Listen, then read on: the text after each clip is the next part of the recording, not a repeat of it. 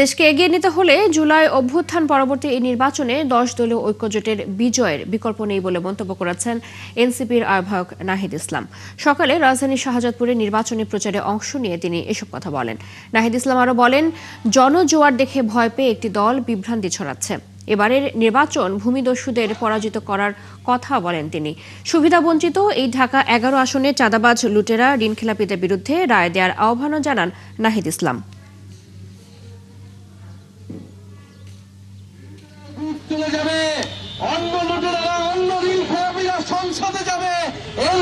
বাংলাদেশের মানুষ জীবন দেয় না।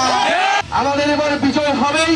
10 দলীয় নির্বাচনী ঐক্য সংসদে যাবে, সরকার গঠন করবে এবং এই বাংলাদেশকে নেতৃত্ব দিবে। এনসিপির গণসংযোগের খবর রাখছেন সহকর্মী রাশেদ আনিস, তার কাছ থেকে জেনে নেব বিস্তারিত। রাশেদ, নাহিদ ইসলাম এখন কোথায় প্রচার চালাচ্ছেন, কি বলছেন তিনি, সাধারণ মানুষের প্রতিক্রিয়া কেমন দেখছেন, সব মিলিয়ে জানাবেন।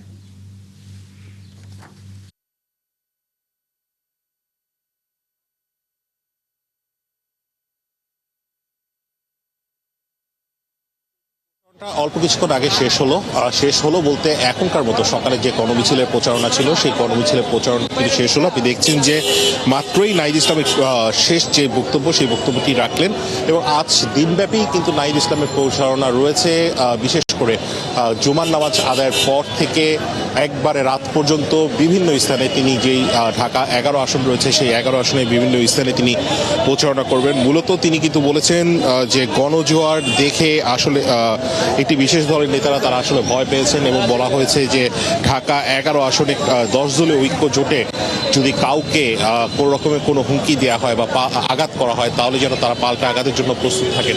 এরকম কিন্তু আমরা শুনেছি যে তিনি একটু আগে যে বক্তব্য রাখছিলেন সেই বক্তব্যে কিন্তু এসে এই ধরনের কথাগুলো বলছিলেন এবং মূলত আজকের যে গণমিছিলটি কিছুক্ষণ আগে আয়োজিত হলো সেই গণমিছিলে 10 দলীয় ঐক্যজোটে যত নেতারা রয়েছেন জামাত থেকে শুরু করে তাদের সবাইকে কিন্তু আমরা দেখেছি যে তারা একত্রিত হয়ে এই গণমিছিলটি করেছেন এবং আজকের এই প্রচারণা দিয়ে কিন্তু ঢাকা 11 আসনের যে নাহিদ ইসলামের শাপলা কলিমার্কার 10 দলীয় ঐক্যজোটের যে নির্বাচনী প্রচারণা সেই প্রচারণা শুরু হয়েছে।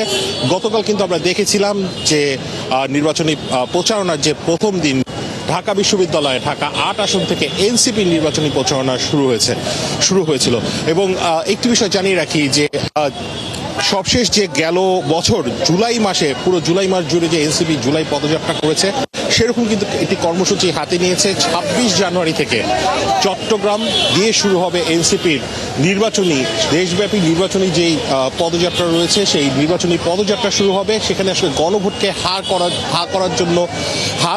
ভোট দেওয়ার জন্য কিন্তু তারা একত্রিত হবেন এবং সেই প্রচারণা কিন্তু চালাবেন। মূলত তখন কিন্তু আসলে 30টি যে এনসিপির আসন রয়েছে আসন সমঝোতায় সেই 30টি আসনের পাশাপাশি অন্যান্য যেই আসনগুলো রয়েছে যে 270টি যে জেলা বাকি রয়েছে সেখানে কিন্তু তারা এনসিপি তাদের অ্যাম্বাসেডর দিবেন।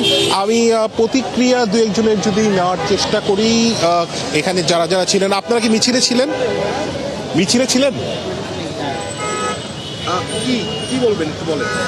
সরি ইন্টারভিউতে আমি মূলত মিছিলটি একটু আগে শেষ হয়ে গেছে। আমি আসলে মানুষজনের যারা প্রতিক্রিয়া জানতে চাচ্ছিলেন সেটি নেওয়ার চেষ্টা করছিলাম এবং মিছিলে যারা ছিলেন তারা কিন্তু ইতোমধ্যে চলে গেছেন। আবারও জুমার নামাজের পর তারপর কিন্তু তারা আবার আসবেন এবং তখন আবারও কিন্তু প্রচারণা চালানো হবে। খুব সম্ভবত বনশ্রী যে এলাকা রয়েছে সেখানে আসলে প্রচারণা চালাবেন নাহিদ ইসলাম। চৈতি।